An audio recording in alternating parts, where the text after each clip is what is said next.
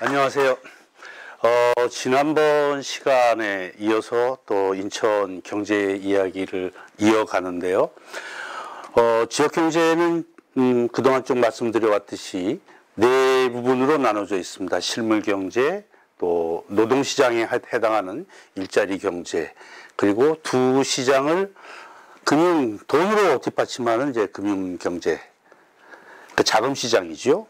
그리고 이 세 시장을 연결해주는 고리 역할을 해주는 게 가격 경제. 그래서 네 가지 파트로 되어 있는데 그동안 실물 경제에 대해서 두 번에 나누어서 설명을 드렸습니다. 오늘은 사람에 관한 얘기입니다. 일자리 경제 이쪽인데 크게는 이제 세 파트로 나눠서 말씀을 드리려고 해요. 그래서 인구에 관한 얘기, 고용에 관한 얘기, 그 다음에 실물 경제와 사람을 연결한 1인당 소득의 문제를 이제 같이 설명을 드리려고 합니다. 그래서 크게 인구 구조에서는 약간 개요에 관한 얘기를 말씀을 드리고, 그 다음에 인천의 인구, 연령별 인구, 군구별 인구를 좀 나누어서 살펴본 다음에 그 다음에는 고용으로 들어가서 고용 실업, 그 다음에 일자리의 질, 그리고 말씀드린 1인당 지역소득 결정구조를 통해서 인천이 어떤 문제를 갖고 있고 앞으로 어떻게 해결을 해 나가는 게 좋을지 그 문제를 좀 풀어보려고 합니다. 인구에 대해서는 우리가 이제 좀 생각이 복잡한 게, 인구라는 말은 좀 간단해요. 그런데 궁극적으로 뭘 인구라고 하느냐 하는 것은 좀 어렵습니다. 그리고 또 어떻게 경제하고 연결을 시켜서 생각하면 인구가 많은 게 좋겠습니까? 적은 게 좋겠습니까? 많은 게요. 그런데 우리 옛날에는 뭐 산하 제한하고 그랬잖아요. 지금도 아프리카 지역이나 좀 후진 경제가 좀 아직 못 따라오고 있는 데에서는 인구 문제를 오히려 고민하고 있는 데가 있는데, 경제적으로 보면은 인구가 많은 게 좋다라고 생각하기 시작한 지는 사실은 얼마 안 돼요. 지금부터 한 3, 40년? 그런 정도밖에 안 돼요. 그러니까 우리나라도 80년대 후반까지도 인구가 많은 거를 썩 반가워하지 않았었습니다. 그러니까 경제적으로 볼 때 생산 자체가 공급 여력이 제한이 되어 있을 때, 특히 자연적인 자원에 의해서 제한이 되어 있을 때는 사람이 많으면 1인당 주어지는 양이 줄어드니까 인구가 많은 거를 좋아할 수가 없었습니다. 그런데 기술도 발전이 되고 특히 중국이 세계 시장으로 나오면서 어마어마하게 생산 능력을 발휘하고 나서는 수요가 있어야 물건을 만들고 팔 수가 있으니까 그 수요를 뒷받침하는 인구가 늘어나는 게 좋다라고 생각을 하게 된 거예요. 그러니까 뭐 우리 경제학에서 뭐 갈브레이스라는 사람은 현대 시장에 있어서는 생산이 뭐 수요를 창조한다 이런 식으로 얘기를 하는데, 지금 수요가, 그러니까 과거에는 뭐 수요가 공급을 창조한다 뭐 이렇게, 그래서 수요가 공급을 창조한다라는 말은 케인즈가 한 말이에요. 근데 요즘에는 그 비슷한 논리기는 하지만은 인구가 있어야 경제가 성장한다고 그래서 인구가 많은 걸 좋다고 그래요. 그래서 대체로 어떤 나라의 경제력이든지 어떤 지역의 생산 능력은 사람, 그 다음에 돈, 그리고 기술이 결합이 돼서 보통 그 크기를 정해요. 그러니까 인구, 경제면에서 볼 때는 대체로 요즘에는 인구가 많은 게 좋다라고 얘기를 하는데, 우리 인천은 그동안에 인구가 굉장히 많이 늘었는데 그러면서 1인당 소득은 줄었어요. 그럼 인구가 늘어나면 좋아져야 되는데 왜 줄었는지, 거기에 우리 인천에 고민이 있는 겁니다. 그 인구가 이렇게 쭉 있는데 인구도 어떤 사람까지를 이 경제 정책의 대상으로, 경제 문제의 대상으로 할 거냐. 지금 대체로 보면은 14살 이하를 경제적으로 이렇게 쓴다고 그러면 일종의 착취가 됩니다. 그래서 ILO라는 국제노동기구에서는 14세 이하 인구는 경제대상 인구로 치지를 않아요. 그런데 그렇다고 해서 완전히 배제를 하는 것은 아니고 14세 이하 우리 어린 친구들도 잘 보살피고 배려를 해줘야 되기 때문에 부양하는 데 있어서는 또 고려가 되지요. 그러니까 경제 문제에서 뭐 생산 공급에서는 빠지지만 배려를 해야 된다는 점에서는 또 완전히 빠지는 것도 아니에요. 그 다음에 우리 인천으로 하면 말씀드렸지만 인천의 인구도 좀 복잡해요. 인천의 인구가 누가 인천의 인구냐, 누가 인천 사람이냐, 인천에서 나고 자란 사람만 인천 사람이냐, 지나가는 사람도 인천 사람이냐, 더군다나 외국인인 같은 경우에 여기 체류하고 있으면 다 인천 인구냐, 이 따지기가 어려워요. 그러니까 우리나라는 주민등록법이라는 게 있어갖고 14일 이상 있게 되면 주민등록을 옮겨야 될 의무가 있는데, 그러면 한 달 정도 지나갈 사람을 인구로 쳐야 될 건지 말든 건지. 그래서 그것도 좀 어려운 문제가 있어요. 뒤에 가서 좀 이따 다루도록 하겠습니다. 대체로 인구는 이 경제 문제에 있어서는 좀 나눕니다. 그래서 15살 이상 인구를 생산 가능 인구라고 생각을 해요. 그런데 생산 가능 인구에 들어가지 못하는 사람들이 있어요. 안 쳐주는 사람이 있어요. 그러니까 수입이 있는데도 법적으로 움직이지 못하는 사람들, 교도소에서 노역을 하는 사람들은 15살 이상이고 뭐 이러지만 인구로 보지를 않아요. 그래서 우리가 인구 계산할 때, 통계를 뽑을 때 주민등록상 인구를 딱 뽑으면 여기 생산 인구 계산하는 하고 숫자가 달라요. 그러니까 실무자들은 굉장히 고민을 하게 되는데 인구가 그렇게 해서 달라서 그렇습니다. 그래서 15세 이상 인구 중에 일부를 뺀 사람들이 이제 생산 가능 인구인데 뭐 거의 같다고 보시면 되고, 생산 가능 인구가 기본적으로는 15살 이상, 뭐 100살 살 때까지는 다 생산 가능 인구입니다. 그런데 요즘에 65세 이상은 고령 인구로 보고 15세에서 64세까지를 생산 연령 인구라고 해서 별도로 또 통계를 내기도 합니다. 그리고 조금 언짢지만 요 생산 연령 인구 중에 15세에서 49세 요 사람들은 핵심 생산 인구라고 그래요. 그렇다는 얘기는 나머지는 핵심에 못 들어가요. 여기 계신 분 중에 혹시 핵심에 못 들어가셔도 이렇게 분류를 합니다. 그 다음에 14세 이하와 65세 이상 인구, 여기를 어떻게 불러야 될 거냐, 여기 좀 인격이 개입이 돼요. 그래서 제가 그냥 부양인구라고 붙였는데 공식적으로 쓰지 않는 말입니다. 그래서 14세 이하 65세 이상 인구라고 표현을 해요. 그런데 재미있는 거는 이 인구를 나눈 거, 14세 이하 65세 이상 인구를 생산 연령 인구로 나눈 거, 이걸 부양비라고 하는데 부양비는 공식적으로 써요. 그렇게 부양하는 의무 면에서 부양은 쓰는데 당신은 부양인구요 하는 거는 조금 이제 기분 나빠할까봐 쓰지를 않고, 그래서 제가 괄호를 해놓은 겁니다. 다음에 우리 통계가 지금 제가 앞으로 얘기할 인구는 외국인도 포함이 되어야 되는데 외국인 통계가 등록 외국인이라고 해갖고 따로 나오긴 하는데 이게 잘 나오지를 않아요. 매달 이렇게 나오지를 않고, 그래서 편의상 주민등록 인구로 합니다. 근데 아까도 말씀드렸지만 매출 있는 사람들을 인구로 봐야 될 거냐, 가령 나중에 설명을 드리겠지만 실업자는 요즘에는 한 달 이상, 4주 이상 직업을 구하고 있어야 실업자에 들어가요. 실업자도 자격이 있어서 아무나 실업자가 못 되는데, 15일 이상만 있어도 주민등록 인구니까 이게 좀 안 맞을 수도 있죠. 그렇지만 대체로 그냥 주민등록 인구로 하고, 그 다음에 그냥 인구, 언제 현재 인구 할 때는 보통은 연말이나 월말 그런 때 인구인데, 금년 인구가 얼마다 이렇게 그냥 합쳐서 뭉뚱그려서 얘기를 할 때는 연앙 인구라는 말을 씁니다. 연도의 중앙. 그러니까 좀 더 구체적으로 하면 6월 말일자 인구를 연항 인구라고 해서 그냥 인천에 지금 2019년 인구가 200 몇만입니다. 그러면 그거는 보통은 연항 인구를 뜻하게 됩니다.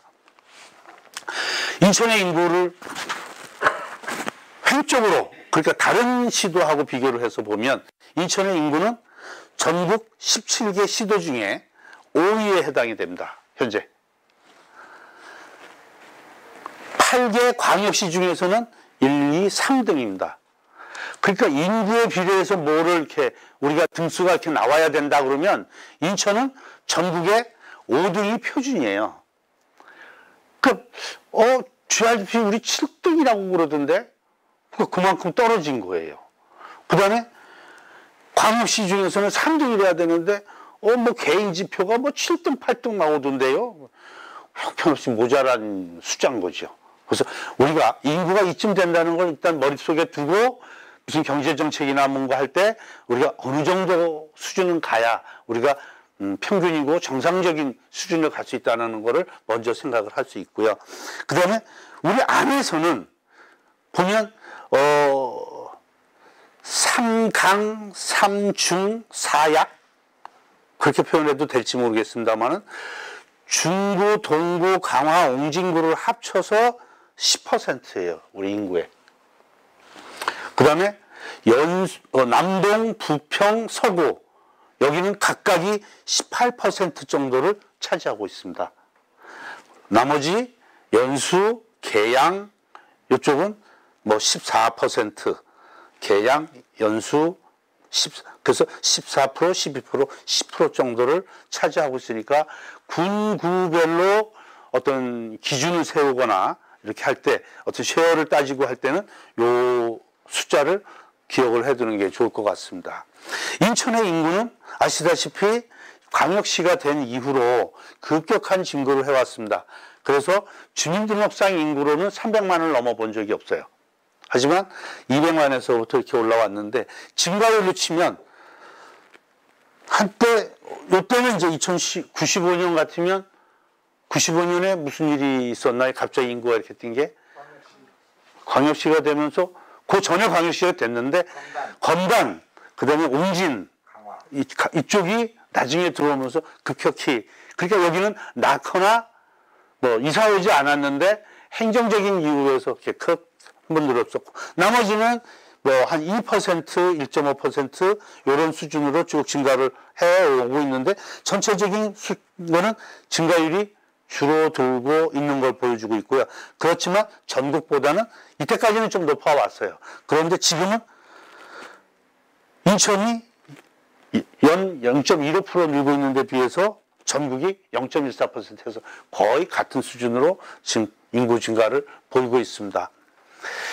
지금까지 인구에 관한 어떻게 보면 좀 개요를 말씀을 드렸는데 본격적으로 인천의 인구를 다루면서 총인구를 보면 인천의 경제 문제는 한마디로 요약하면 다시 확인하는 게 인천의 인구는 과거 4.6%에서부터 5.7%까지 늘어오고 있는데 경제는 5.1, 5.2에서 지금 4.7%로 줄고 있다는 거예요. 그러니까 총 부가가치에 해당되는 GRDP가 그렇다는 얘기입니다. 지역내 총생산이. 그러니까 5.7%의 인구가 4.7%의 GRDP를 갖고 사는 거예요. 그러니까 평균적으로 보면 4.7을 5.7로 나누면 한 82% 정도 돼요. 그러니까 전국 평균의 82% 정도로 살고 있으면서 이 격차가 이 초록색 점선은 이 격차의 추세를 그린 거예요. 추세선이. 점차 확대되면서 마이너스로 가고 있으니까 이게 불안한 거죠. 여기에 고개를 좀 숙이고 이게 좀 이렇게 올라가 갖고 나중에 이렇게 만났으면 참 좋겠는데 그게 앞으로 우리 인천의 과제이기도 합니다.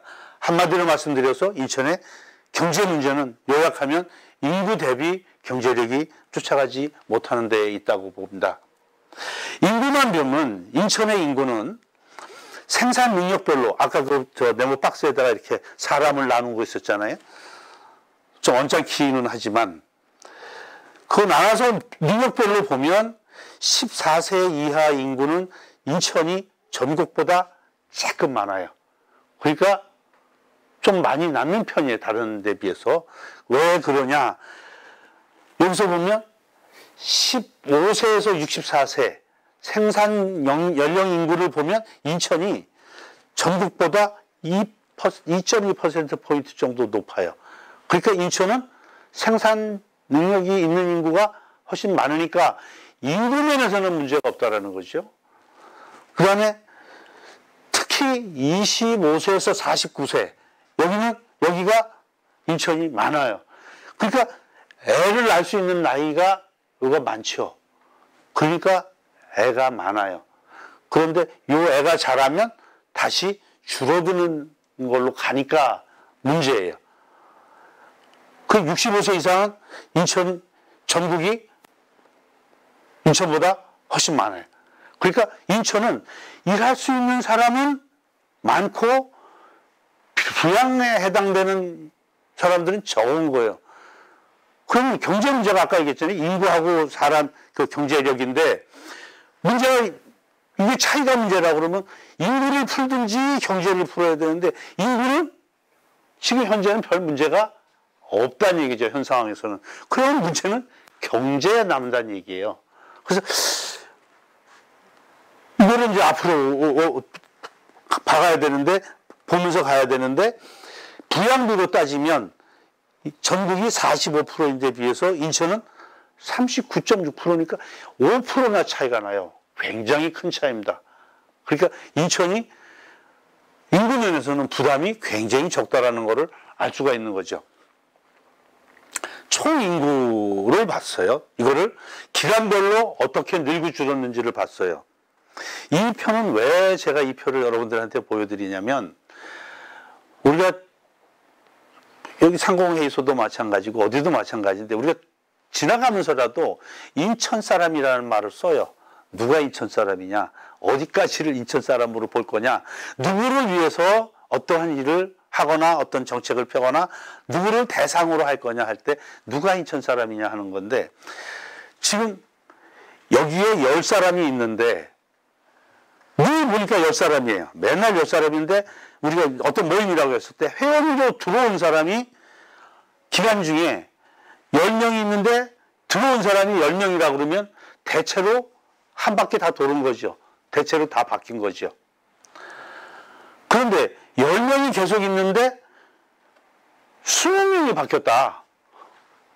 그러면 10명이 계속 있는데 20명이 바뀌었다는 얘기는 평균적으로 6개월밖에는 안 있었다는 얘기예요. 계속 바뀌었다는 얘기다. 이걸 인천에다가 대입을 한 거예요. 인구는 늘어나려면 기말 인구에다가 자연적으로 늘어난 사람, 사회적 증가로 늘어난 사람 이렇게 치는데 자연적 증가는 알다시피 태어난 사람 더하고 죽은 사람 뺀 거예요.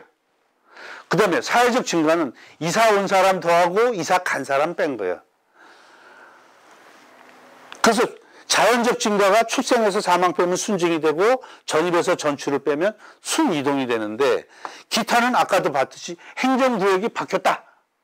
뭐 이런 것들 이런 게 이제 그 기타 증가가 되는데 직전 기말 인구와 그 다음 기말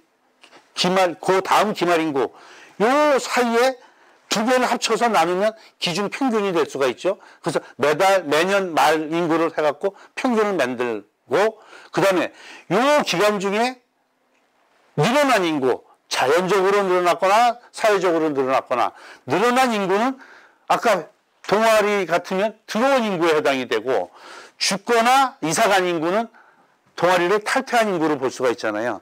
그래서 동아리의 평균 인구, 그걸 우리 인천의 기준 평균 인구라고 보면 인천이 직할시가 돼서부터 지금까지 인구 평균이 220만 7천 정도 돼요. 227만 9천, 228만 정도 돼요. 그런데 그 기간 동안에 나가서 늘었거나 이사 와서 늘어난 사람이 800만 명이에요. 우리가 평균이 220만 명인데 800몇 명이 늘어났어요. 그러면 누가 인천에 있었던 거예요? 그러니까 인천은 몇 번을 바뀐 거예요? 그러면 4번을 바뀌어야 되잖아요. 그런데 이번 시각을 바꿔서 들어온 사람으로 치지 말고 나간 사람으로 쳐보자.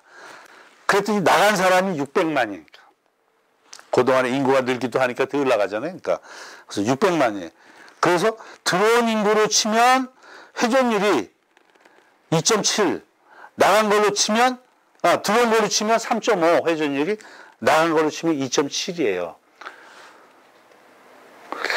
해불양수라는 표현을 우리 그 지용택 이사장님 계시는데 이분이 그 말을 참 잘 쓰세요. 그러니까 우리 인천이 뭉쳐야 된다라는 뜻에서 바다가 들어오는 물을 따로 가리랴, 다 받아들여야 한다는 뜻에서 인천은 그야말로 들어온 사람이 지금까지 4배니까 누구를, 그래서 뭐 인천에서 초등학교 뭐 중고등학교를 나와야 인천 사람으로 친다거나 뭐 몇십 년 이상 살아야 이쪽으로 친다고 하는 거는 조금 인천으로서는 안 맞는 말이고, 어떻게 생각하면 인천인은 인천에 주민등록을 두고 현재 활약을 하고 있으면 다 인천으로 봐야 되는 거 아니냐. 그러니까 조금 넓게 생각할 필요가 있겠다 하는 건데, 그래도 자 92년까지만 하면 회전율이 나간 사람은 1.7배, 93년서부터 따지면, 그러니까 직할시 광역시 때 따지면 2.0. 그러니까 광역시 때 더 많은 인구가 들어왔다는 얘기죠. 이거를 제가 10년 단위로 나눠봤어요. 어느 때 얼만큼씩 하는지. 10년 단위로 하니까 1.1, 0.9, 0.8. 그러니까 지금은 2010년부터 따지면 100명이 있으면 한 88명이 바뀌는 거예요. 막 몇 배가 바뀌는 거는 아니에요. 이게 뜻하는 게 있어요. 그러니까 어떻게 보면 인구 면에서 인천이 굉장히 안정이 되는 건데, 좀 극단적으로 얘기하면 선거에서 이제는 인천 사람이 당선될 확률이 높아지는 거예요. 바뀌지를 않으니까. 그러니까 그전에는 인천의 선거판을 보면 우리나라 전국의 선거판을 짐작을 할 수 있었다. 왜? 사방에서 들어와서 현재 있으니까. 근데 지금은 요즘에 이제 인천에서 야구 구경을 만약에 보면 기아랑 SK랑 할 때 보면 옛날에는 3루가 더 많았어요, 사람이. 요즘엔 1루가 더 많아요. 그러니까 여기서 중고도 나서 자라갖고 한 40된 사람들은 다 여기 사람들이잖아요. 야구장 가는 사람들은 그 사람들이잖아요. 그러니까 설사 부모하고 아버지하고 아들이 야구장을 가서 나눠지는 경우가 있어요. 아들은 1루 가고 아버지는 3루로 가요. 그래도 이제는 이렇다라는 게 우리한테 의미하는 게 굉장히 클 수 있다. 그래서 전체적으로 인구가 회전율이 잠수하면서 인천이 인구 면에서 안정화가 되고 있다라는 얘기예요. 지금까지는 과거 얘기를 했는데 앞으로 어떻게 될 거냐 하는 거. 인구가 통계청에서 추계 자료를 발표를 해요. 인구가 어떻게 변할 것 같다 해서 뭐 40년, 60년 이렇게 발표를 하는데, 왜 그런지는 모르겠습니다만 지금 현재 통계청이 그 애를 낳는 비율, 출산율에 대해서 전망을 좀 낙관적으로 해요. 그래갖고 인천의 인구를 그 이제 중위 추정이 있고 뭐 저위 추정 뭐 이렇게 해서 그 낙관하는 정도에 따라서 나누는데, 중위로만 보더라도 인천의 인구가 한 2035년 정도까지 늘었다가 줄어드는 걸로, 그래서 300만이 이렇게 한 5만, 300, 한 5만 정도 이렇게 늘어났다 줄어드는 걸로 전망을 하고 있는데, 이거보다는 좀 비관적인, 그래서 제일 인구 증가를 적게 잡는 저위 추정에서도 한 20, 30년 이때까지 인구가 한 290만까지 늘었다가 줄어드는 걸로 이렇게 전망을 하고 있어요. 전 인구는 저위에서는 이렇게 줄어들고, 중위 추정에서는 이 정도 이렇게 늘었다 주는 걸로 하고 있는데, 이게 뭐 맞고 틀리고를 굳이 따질 게 아니고 우리 인천의 현재 상황을 보자는 거예요. 현재 상황을 보면 인천 인구가 이번엔 분기에 몇 명씩 늘었는지를 그냥 쉬어서 이렇게 쭉 표시를 한 거예요. 그랬더니 2015년부터 지금까지 이렇게 분기별로 쭉 표시를 했더니, 아니 세상에 요쯤 지나가면서부터는 2018년 말부터는 인구가 줄어들고 있는 거예요. 늘어나는 게 줄어드는 게 아니고 그냥 마이너스로 가고 있다는 얘기예요. 그러니까 이렇게 되고 있는데 뭘 35년까지 인구가 늘었다 줄어. 지금 눈앞에서 줄고 있는데. 그죠? 그래서 인구는 줄어들겠다. 내용별로 자연적 증감을 보면 이 파란색은 출생이에요. 출생 인구가 분기당 한 6,000명, 6,500명 정도 되는 게 지금 4,000명 정도 되고, 돌아가시는 분은 3,400에서 3,700으로 늘었어요. 왜 돌아가시는 분이 더 늘까요? 고령 인구가 워낙 늘어나는 거예요. 그러니까 고령화가 되더라도 병 잘 고치더라도 돌아가시는 분이 많은 거는 워낙 고령 인구가 많이 들어서 그래요. 그래서 자연적 인구가 이렇게 줄고, 그 다음에는 이사 와야 되는데, 전입 인구가 이 파란색인데 빨간색이 전출 인구예요. 대체로 여기는 전입 인구가 많았었는데 이제는 전출 인구가 많은 거예요. 그래갖고 사회적 증가도 이미 줄어들기 시작해갖고 인천 인구의 증가를 기대하기가 어려워졌다라는 말씀이고요. 연령별 인구는 이게 이제 전망이고, 지금 현재 다시 연령 인구를 보면 말씀드린 대로 생산이 항상 생산에 참여할 수 있는 60세까지 이쪽 인구가 이렇게 많아요. 그런데 이거를 증가율로 보면 55세 이상은 이렇게 크게 증가를 하고 있어요. 특히 증가율로 치면 연세가 많을수록 증가율이 엄청나게 커요. 여기는 다 마이너스예요. 그런데 요 25세에서 29세만 플러스예요. 왜 그럴까요? 25세에서 29세면 대체로 여학생들 같으면 대학교 졸업하고 초년생이고, 남학생들 같으면 군대 가고 막 그럴 나이들이에요. 이거는 요거의 에코 세대예요. 요 사람들이 워낙 많아서 그 사람들이 낳은 사람도 많은 거예요.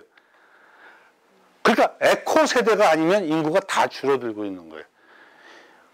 그러니까 현재는 좋아요. 인천이 생산하는 인구도 좋은데, 이게 지금 한 5년 사이에 본 거예요. 이렇게 심각하게 빠져나가고 있으니까 계속 나타나기가 어렵다라는 거죠. 그래서 연령별로 봤고, 이번에는 군구별로 좀 보자는 거죠. 군구별로 보면 지금 여기는 여기가 주황색이 그 생산 연령 인구들이에요. 대체로 섬 지역, 강화, 옹진, 중동, 옹진 이쪽을 제외하고는 대체로 이렇게 이쪽 인구가 많은 상태에서 비교적 양호한 모습을 보이고 있고, 또 연령 그 부양비도 이쪽이 좀 높은 편이고 여기가 좀 낮은 편이고, 또 신도시에 가까울수록 부양비가 좀 낮은 편이에요. 그런데 이 인구의 증감을 통해서 향후를 전망을 해보자 하는 거예요. 이동 이런 걸 지금 해서 주황색 인구는 아까도 말씀드렸던 생산 연령 인구고요. 이 회색은 65세 이상, 파란색은 14세 이하예요. 그러니까 파란색과 회색을 더하면 부양해야 될 인구고, 이 주황색 인구가 벌어먹인이라고 일해야 될 인구들이에요. 이래 보면 대체로 중구, 연수구, 서구가 생산 가능 인구가 많죠. 그 다음에 부양 대상 인구가 많으면서 생산 인구가 거꾸로 줄어들고 있는 계양, 부평, 동구, 미추홀구. 부평구 같은 경우는 계양구 다 줄어들고 있는데 노인네만 늘고 있어요. 자, 지금 바람직하다는 모습을 보이고 있는 서구, 연수구, 중구의 공통점이 뭐죠? 경제 자유구역에 속해 있는 지역입니다. 우리가 얘기하는 신도심 이 지역이에요. 인구가 인구 한참 하는 사람이 많은 동네와 적은 동네를 어떤 대책으로 균형을 이루게 해야 될 거냐 하는 거예요. 이게 산업정책만으로 되는 거냐 하는 거죠. 인구정책이 따라가 줘야 되는데, 인구정책을 어려운 게 시가 전체를 놓고 어디는 인구정책, 어디는 축소정책 이렇게 하기가 어려워요. 실제로 각 군구가 나름대로 정책 기능을 갖고 노력을 해야 되는데 아직 이에 대한 인식이 그렇게 되어 있지 않아요. 그래서 이거는 우리가 신구 도심 간 격차 완화, 균형 이런 면에서는 인구 면에서의 대책. 그러니까 인구는 사실 결과잖아요. 거기에 사회, 문화, 교육, 경제가 다 그 밑에 깔려 있어요. 이게 한꺼번에 따라가지지 않으면 안 된다라는 얘기인데, 아까는 인구 나이 갖고 따졌어요. 여기는 우리 인구 이동을 출신 갖고 따져본 거예요. 빨간색은 인천 안에서 움직인 사람들이에요. 올라간 건 플러스가 된 거고 내려간 거는 이사 가서 줄어든 거고, 파란색은 인천 밖에서 인천으로 들어온 사람들이에요. 서울, 이 경기에서 들어온 사람들이에요. 자, 보면 연수, 서구, 중구 인구가 늘면서 인천 안에서 들어오기도 하고 인천 밖에서 들어오기도 하고, 특히 서구는 인천 안에서 들어왔어요. 서구는 뭘 말하는 거예요? 인천 이렇게 이사 많이 들어온 데가 어디예요? 서구에? 청라, 검단. 청라. 주로 청라 쪽이죠. 중구는 밖에서 많이 들어왔어요. 인천 안에서보다. 어디가 그랬겠어요? 그렇죠. 영종. 영종 일동 인구가 엄청나게 늘고 있습니다. 연수구는 안에서도 많이 들어오고 밖에서도 많이 들어왔어요. 그런데 계양 부평 보면 부평에서 인천 안으로, 인천 안에서 이렇게 이사 간 거예요. 인천으로. 계양구 인천으로 이사 간 거예요. 밖으로도 많이 이사 갔는데 계양구는 부평구에 비해서 인천 밖으로 많이 이사 간 거죠. 자, 계양이나 부평 사람들이 어디로 이사 갔을까요? 연수나 서구. 거의 대부분 아마 서구로 가고 일부가 연수, 중구로 갔을 거예요. 그죠? 거리상으로 보면 청라 쪽으로 갔을 가능성이 꽤 높아요. 어쨌든 이렇게 빠졌다는 얘기죠. 자, 이사를 갔는데 경제자유구역으로 청라나 송도로 이사 간 사람들이, 이쪽에서 이사 간 사람들이 가급적이면 가능한 부자가 이사 갔겠어요? 못 사는 사람들이 이사 갔겠어요? 부평이나 계양에서 서구나 송도로 간 사람들이, 우리가 그냥 짐작할 수 있는 거는 대체로 잘 사는 사람들이 갔을 거라고 봐진단 말이에요. 그렇게 짐작이 된단 말이에요. 그러면 청라, 이 부평, 계양, 동비초 이런 데는 생산이 활발한 돈 많은 사람들이 이사 갔다는 얘기예요. 그리고 돈이 상대적으로 적은 부양 대상 인구가 남아있을 뿐만 아니라 늘어났다는 얘기예요. 군구간 균형 발전을 어떻게 해야 되겠냐. 그렇게 치면 특히 계양 부평은 공동화 현상이 생기는 거예요. 경제력에서. 인구가 뒷받침을 안 해줘요. 그러니까 우리 신구 도심 간 격차 완화를 하려면 우리가 뭘 해야 되겠냐 하는 게 중요한 거예요. 이게 우리 앞으로 산업구조 개편에서도 굉장히 중요한 그런 문제라는 거죠. 여기까지 하고 조금 쉬어서 다음 또 연결을 하도록 하겠습니다. 예, 좀 편하게 쉬셨습니까? 이제 전반에서는 인구에 대해서 말씀을 드렸는데, 그 인구가 이제 일자리를 갖고 이제 취직도 하고 이렇게 해야 되는데, 그런 구조를 이제 고용 구조라고 하고, 이제부터는 고용 구조에 대해서 좀 보도록 하겠습니다. 인구를 아까 생산 능력에 따라서 이렇게 구분을 한다고 그랬는데, 고용에서는 인구를 그 경제 활동하고 있는 상태에 따라서 또 구분을 좀 합니다. 그래서 15세 이상 생산 가능 인구를 두고, 그 생산 가능 인구는 크게 둘로 나눠집니다. 경제 활동 인구와 비경제 활동 인구. 그래서 경제 활동을 하고 있는 사람과 경제 활동을 하지 않는 사람. 그런데 경제 활동 인구는 다시 또 둘로 나눠집니다. 취업자와 실업자. 그런데 실업자는 직장을 구하고 있는 사람입니다. 그러니까 반드시 구직자는 실업자입니다. 이게 이제 가끔 이제 개념이 좀 헛갈리기는 하는데, 그래서 어쨌든 경제활동인구는 취업자와 실업자로 나눠진다는 얘기고요. 근데 이 사람들의 비율, 그래서 취업자를 생산 가능 인구로 나눈 거를 고용률이라고 해요. 그래서 고용률은 국가정책적인 차원에서 보면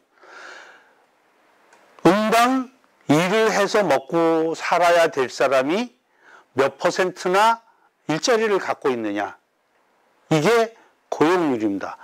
그러니까 고용률은 어떤 나라가 사람들의 일자리를 통해서 정상적으로 운영이 되려면 가장 중요하게 판단을 해야 될 지표지요.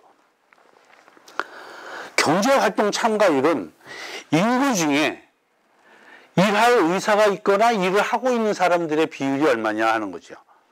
그래서 생산 가능 인구, 15세 이상 인구 중에 실업자, 취업자 다 합쳐서 경제활동 인구로 나눈 인구, 요거를 경제활동 참가율이라고 합니다. 국가의 어떤 그 경쟁력이랄지 생산 능력 같은 거를 생각을 할 때는 경제활동 참가율이 굉장히 중요하죠. 그러니까 경제 개발 계획을 한달지 장기 계획을 세울 때 국가에서는 경제 활동 참가율이 높아지도록 이 계획을 세워 나가야 되겠. 그러니까 경제 활동 참가율이 높아지려면 실업자, 취업자, 실업자 있고 그 다음에 경제 활동 인구로 들어올 수 있는 사람이 누구예요? 경제 활동을 안 하고 있는 비경제 활동 인구에서 데리고 와야 돼요. 그 비경제 활동 인구는 어떤 사람들이냐? 쉬고 있는 사람, 힘들어서 쉬고 있는 사람, 그 다음에 취업을 준비하고 있는 사람, 학교에 다니고 있거나 학원에 다니고 있거나 간에 취업을 준비하고 있는 사람, 그 다음에 애를 키우고 있는 사람, 또 전업주부, 이런 사람들이 다 비경제활동 인구에 들어가요. 그러니까 이 비경제활동 인구를 어떻게 이쪽으로 끌어올 거냐 하는 것도 상당히 큰 문제예요. 그러니까 지금 우리나라 같은 경우에 앞으로 인구 절벽으로 해갖고 경제활동 인구가 모자란다 그러면 제일 먼저 생각해야 될 사람들이 쉬고 있는 사람, 그 다음에는 전업주부, 이런 식으로 차례차례 경제활동 인구로 옮겨오도록. 근데 경제활동 인구로 이 사람들이 옮겨오면 당장 일자리가 없으니까 실업률이 확 늘어나겠죠. 그러더라도 한 나라의 경제력을 키우기 위해서는 이 사람들이 필요하다는 거예요. 그러니까 실업자도 굉장히 중요하다는 말씀입니다. 그 다음에 실업률은 경제활동 인구 중에 실업자가 몇 사람이냐 하는 거예요. 그러니까 이거는 우리 고용대책 보통 얘기하잖아요. 그럼 고용대책이라는 게 뭐냐? 고용을 많이 하게 하는, 그래서 일자리를 많이 만드는 그런 일인데, 실제로 그 내용을 뒤집어 보면 일자리 갖고 있는 사람은 걱정이 없잖아요. 그러니까 일자리 없는 사람에 대한 걱정이잖아요. 그러니까 실업대책이 고용대책이에요.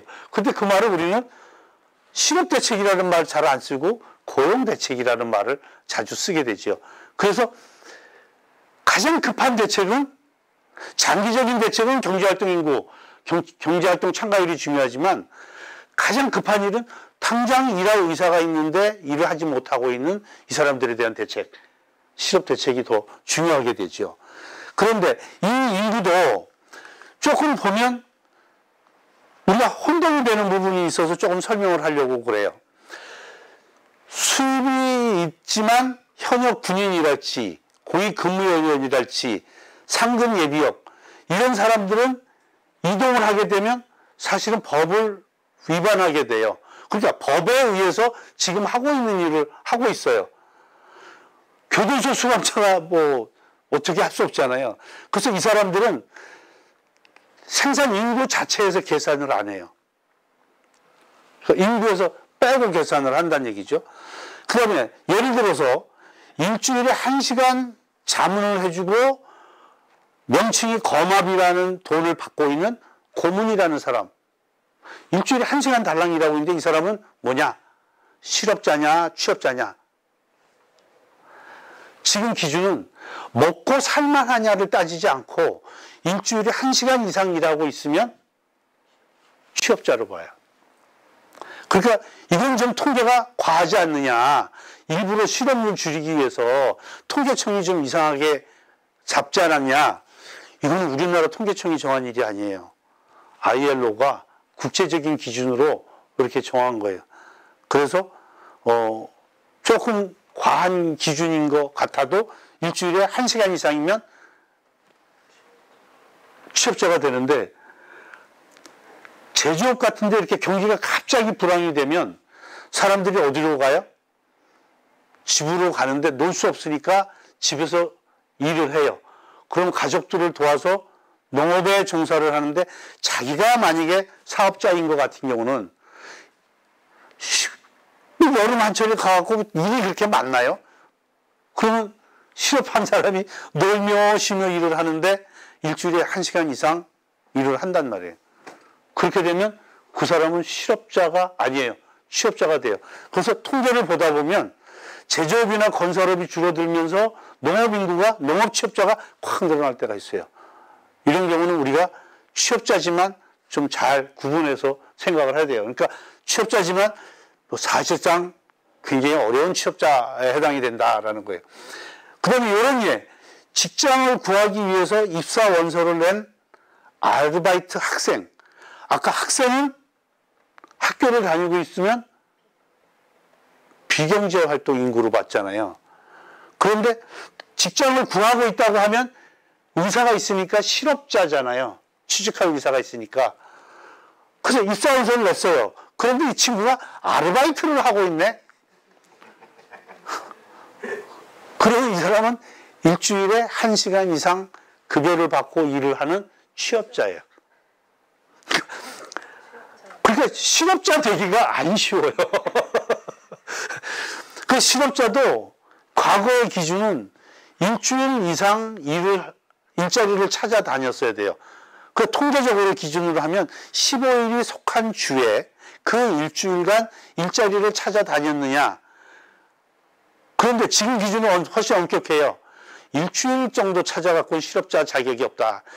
한 달, 4주는 찾아야 된다 그래갖고 지금은 4주 동안 일자리를 찾아다녀야 실업자가 되는 거예요.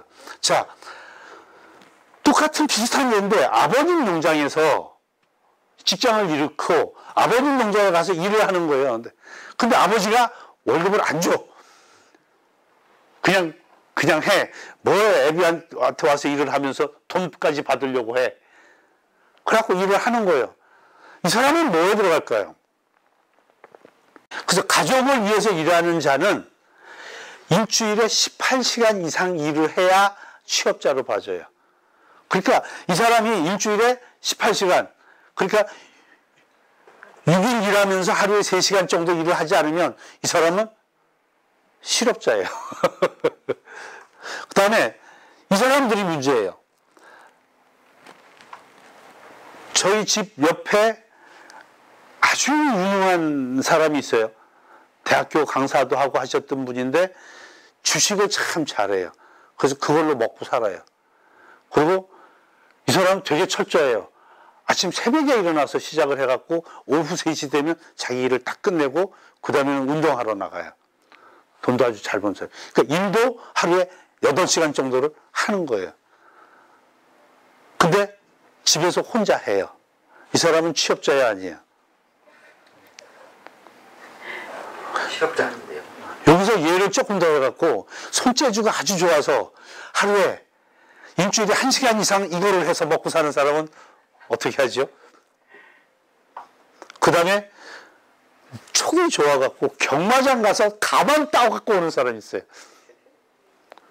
이런 사람들은 경제활동으로 보지를 않아요. 이 사람들은 비경제활동 인구예요. 그래서 요타라는 말씀을.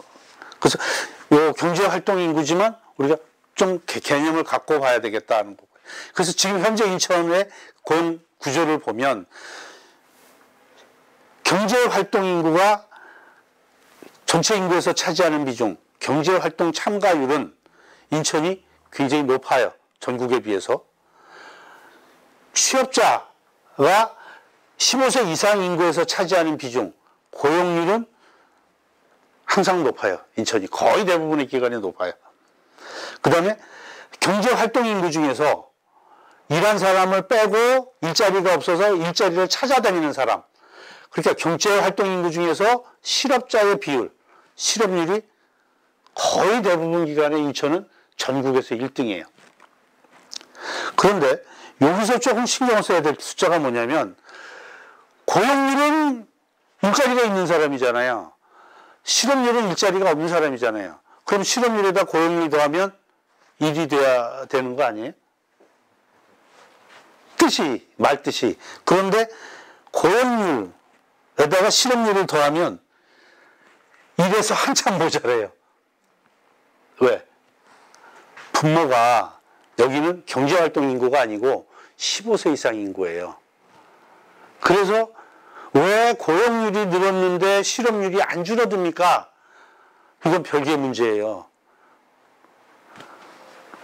그래서 이게 혼동이 되지 않도록 다시 말씀을 드리면, 고용률은 15세 이상 인구 중에서 취업자의 비율이고, 실업률은 경제활동 인구 중에서 실업자의 비율이래. 그래서 두 개 합치면 한참 이래서 모자란다라는 말씀을 드리고.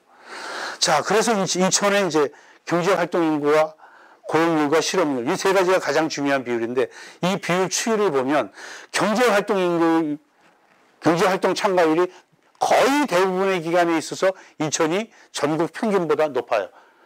실선은 전국이고, 인천이고 점선이 전국이에요. 고용률 역시 높아요. 그런데 고용률이 인천이 늘 높으냐, 경제활동 참가율이 늘 높으냐, 이런 기관 보면 작아요. 인천이 더 낮아요. 이 기간이 언제냐? 2003, 4년, 5년, 이때가 이 경기가 되게 어려웠을 때인데, 이때가 뭘로 해서 어려웠을까요? 카드채 사태라고 해갖고 우리나라판 금융위기 비슷한 상태가 있었어요. 이때가 인천이 굉장히 어려웠었어요. IMF, 이때는 외환위기 때는 다 우리가 알다시피 인천이 이렇게 낮아요. 경제활동 참가율이 낮다라는 거는 그 인구가 빠져서 어디로 가는 거예요? 비경제활동 인구로 간 거잖아요. 그러니까 경제가 위기 상황이거나 이렇게 아주 침체가 된 때에는 나 다녀봐야 일자리를 구할 가능성이 없으니까 쉼, 아니면 취업 준비 중 해갖고 아예 경제활동 인구에서 빠져버리는 거예요. 그러니까 고용률이나 경제활동 인구가 경제활동 참가율이 쭉 떨어져 버리는 거예요. 그래서 이렇게 급격한 때에는 인천에 실업률이 확 뛰어요. 그러니까 IMF 같은 때에는 이렇게 같이 뛰지요. 전체적으로 보면 실업률은 어느 기관에 관계없이 인천은 전국보다 높고, 대신에 경제활동 참가율은 어떤 전망이 보일 때는 계속 높은데 아주 침체가 돼갖고 어려울 때, 그러니까 요즘 같은 때도 좀 굉장히 어려울 때지요. 근데 이런 정도까지는 안 가고 지금 버티고는 있는데, 이렇게 이런 추세를 보이고 있다는 것을 알아두고요. 전국 다른 시도와 비교해서 어떠냐? 다른 시도와 비교했을 때 경제활동 참가율을 최근 3개년으로 비교했어요. 이거는 3개년으로 했으니까 이건 연중 평균입니다. 12개월을 더해서 나눈 거예요. 경제활동 참가율이 인천이 보면 64%, 5%, 65% 해갖고 전체 17개 시도 중에 2등, 그 다음에 8개 광역시 중에 1등, 거의 2등, 1등, 3등, 1등이래요. 그러니까 인천은 경제활동 참가율은 굉장히 높다. 이 얘기는 인천 시민들은 경제활동 참가에 굉장히 적극적이다. 그러면 인천은 인구, 노동력 자원은 굉장히 훌륭하다. 그죠? 전국에서 가장 알아줄 만하다. 이렇게 되는 거예요. 고용률. 그래서 인구 중에, 인천 인구 중에 얼마나 취직이 되고 있느냐. 여기는 인구 중에 얼마나 일하려고 하거나 실업자인지라도 일하고 있거나 일하려고 하거나 대드는 사람들의 비율이고, 여기는 전체 인구 중에 일자리를 갖고 있는 사람의 비중이에요. 2017년에 인천이 7등, 4등, 5등 그래요. 그러니까 전체로 보면 중간에서 약간 위쪽, 중상 그룹에 해당이 돼요, 고용률이. 그런데 8개 시도 중에서 보면 1등, 1등, 1등. 그러니까 인천은 인구 대비해서 일하고 있는 사람의 비중이 굉장히 높은 도시예요. 그런데 왜 전국하고 비교하면 떨어지느냐? 이게 산업 특징이 뭐냐면, 예를 들어서 제주도 고용률이 늘 1등이에요. 왜 그럴까? 제가 제주 본부장을 1년 반을 했었는데, 거기는 실업이 될 가능성이 별로 없어요. 여기는 관광 안내를 해도 되고, 감귤 농사라는 게 있어요. 귤. 집집마다 귤을 심는데, 이거는 그렇게 일손이 많이 들어가지를 않아요. 그래서 대부분 사람들은 직장이 한 2-3개쯤 되는 셈이니까. 그러니까 이거 하나 떨어져도 장사하다가 안 되면, 아유, 감귤 농사 하지. 감귤 농사 너무 힘들면, 아유, 나 골프장 캐디 할래. 할 게 많아요. 그 농사 지역을 보면 대체로 고용률이 높아요. 그래서 이 고용률은 이 조지역하고 직접 비교하기는 좀 어려운 면이 있어요. 그렇지만, 인천은 일하려는 의지, 일하고 있는 것도 굉장히 높고 취업률이 굉장히 높다. 그런데 실업률을 보니까 전국 평균이 3.78 정도인데 인천은 4.34, 4.6 요 정도 수준이에요. 17개 시도 중에 1등, 4등, 1등. 8개 광역시 중에 1등, 4등, 1등.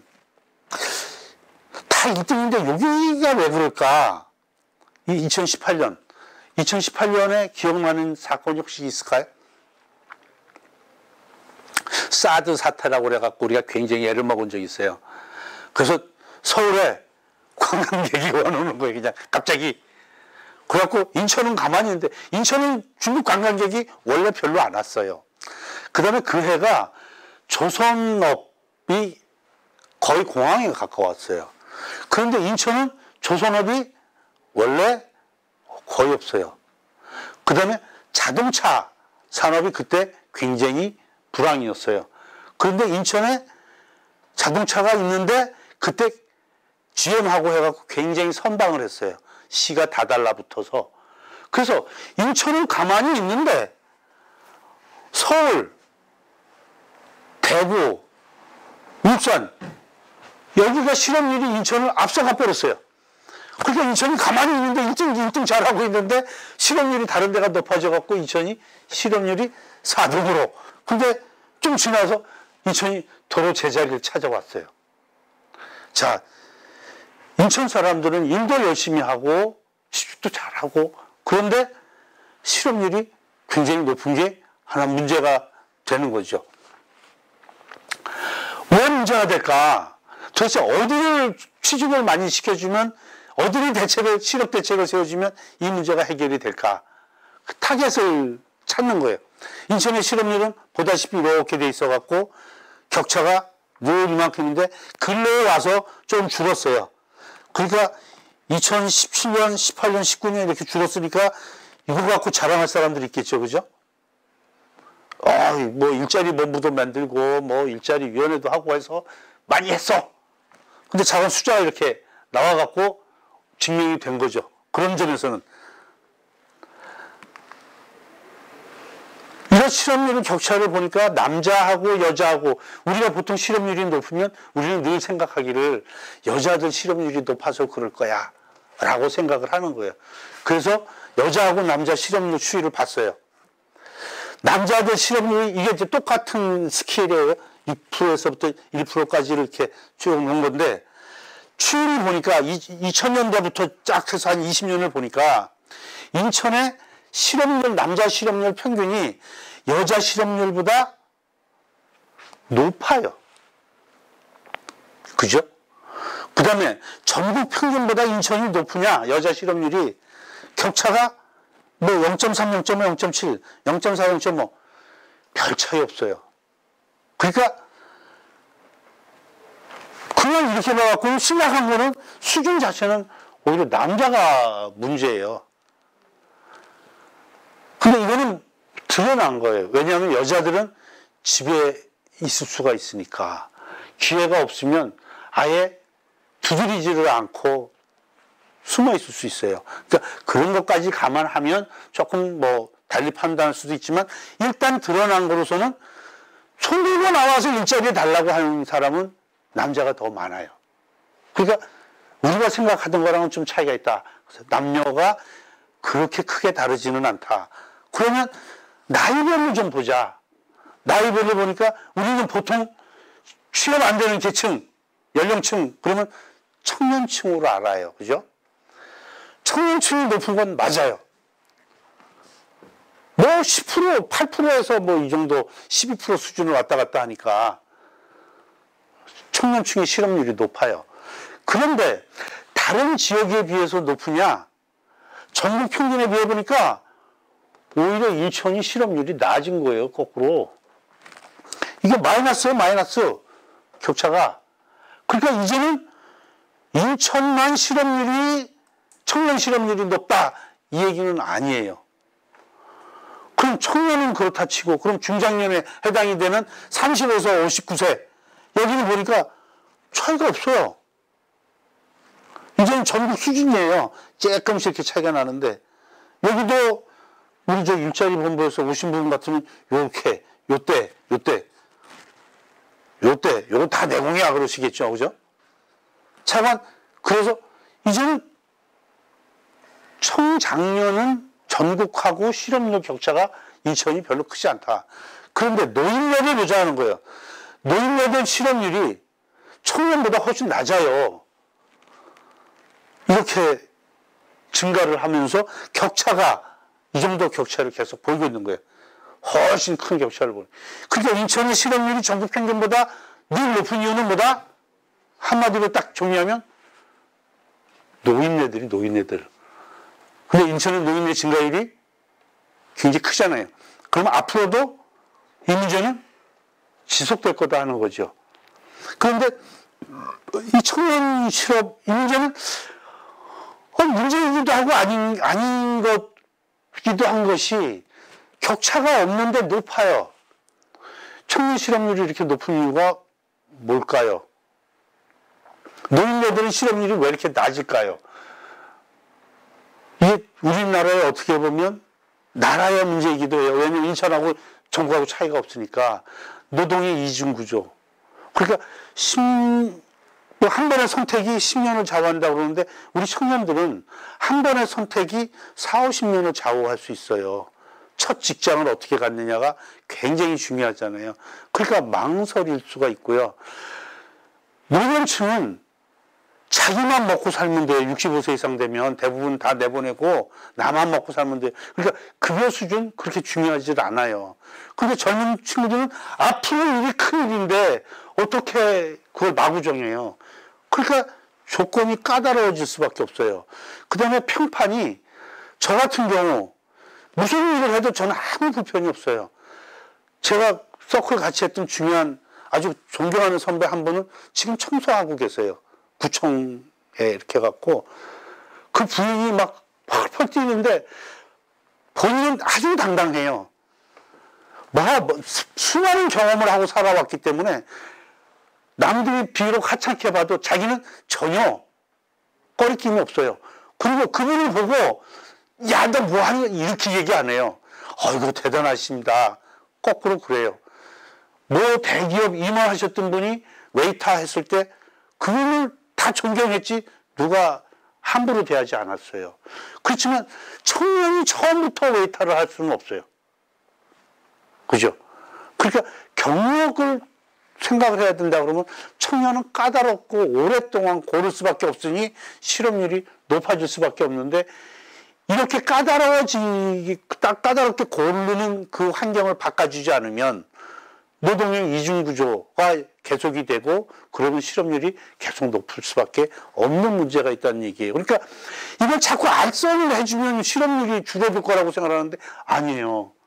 몰라서 취직을 못하는 게 아니고 너무 잘하기 때문에 취직을 못하는 거예요. 환경을 바꿔줘야 되는 게 더 큰 문제죠. 이게 뭐 인천이나 우리나라나 다 같이 겪고 있는 문제다 하는 거예요. 다음 번호는 일자리의 질에 관한 거예요.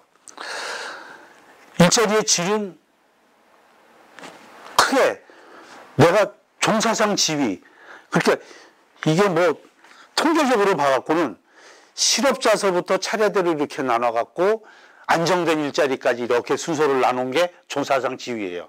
그러니까 제2가 실업이 있고 실업 다음 이제 근로자가 있는데 임금 근로자가 있는데 실업자하고 임금 근로자하고 사이가 뭐가 있어야 되겠어요? 그러니까 취업자하고 실업자하고 사이에 여기는 남이 고용을 해준 사람, 아무도 고용을 안 해준 사람, 그 사이에는 내가 나를 고용한 사람. 그게 자영업자예요. 그게 자영업이니까 내가 내 월급 주는 거니까 임금 근로자가 아니고 비임금 근로자예요. 그래서 조금 이제 유식한 척 하려면 자영업자를 영어로 뭐라고 했겠어요? 그러니까 영어로 뭐라고 하냐는 얘기는 국제적으로 어떻게 부르느냐는 얘기인데 self-employed예요. 자기가 자기를 고용한 자. 이거 훌륭한 영어예요. 그래서 비임금 근로자가 이렇게 있는데 이 위에는 이제 실업자가 있고 비임금 근로자가 있고 임금 근로자가 있는데 비임금 근로자는 넓은 의미의 자영업자예요. 그 안에는 사람을 쓰는 사람, 안 쓰는 사람. 그 다음에 무급가족 종사자는 가령 남편이 일을 하는데 부인이 가만히 내둘 수가 없어. 그래서 나가서 일을 봐주는 거예요. 아니면 부인이 일하는데 남편이 가만히 있을 수가 없어. 가서 샷타문이라도 올리고 내리고 운전이라도 해줘야지. 이런 경우. 그런데 부인이 막 열심히 벌고 있는데 나 월급 줘 그럴 수는 없잖아요. 먹고 살았으면 됐지. 같이 벌어서 먹고 사는데. 그래서 월급을 못 받으니까 그걸 무임금 가족종사자, 무급가족종사자 그래요. 아까 농사 짓는 분 무급가족종사자 몇 시간 일한다고요? 18시간 이상 일하는 사람들이에요. 그래서 이 사람들이 이렇게 있고 그 다음에 임금근로자인데 임금근로자는 1년 이상 일하느냐 1년에서 3개월짜리 이렇게 일하느냐 3개월 미만 일하느냐 뭐 이런 식으로 나눠요. 그래서 상용근로자냐 임시근로자냐 일용근로자냐 그렇게 나누는데 상용근로자는 그 3개월 이상 일하면서 그래도 안정이 되는 거고 일용근로자는 근로계약이 없거나 매일매일 하거나 있더라도 매일매일 하거나 이런 사람들이에요. 그러니까 여기보다는 여기가 지위가 높은데 지위가 여기서부터는 이쪽으로 가면서 더 높은 거죠.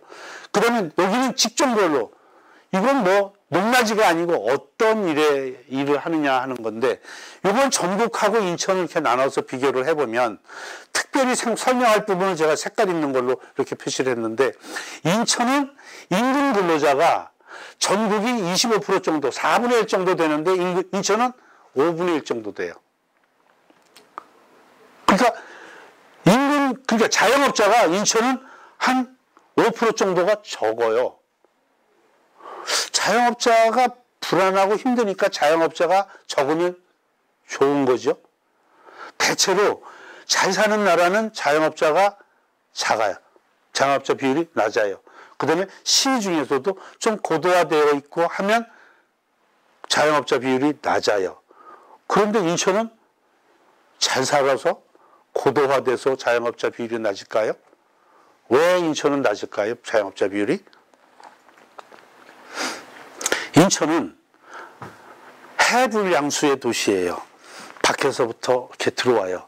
그런데 저마다 들어오면서 집을 짓고 들어오는 게 아니고 대부분의 경우는 아파트 단지가 생기면 글로 들어와요. 그죠?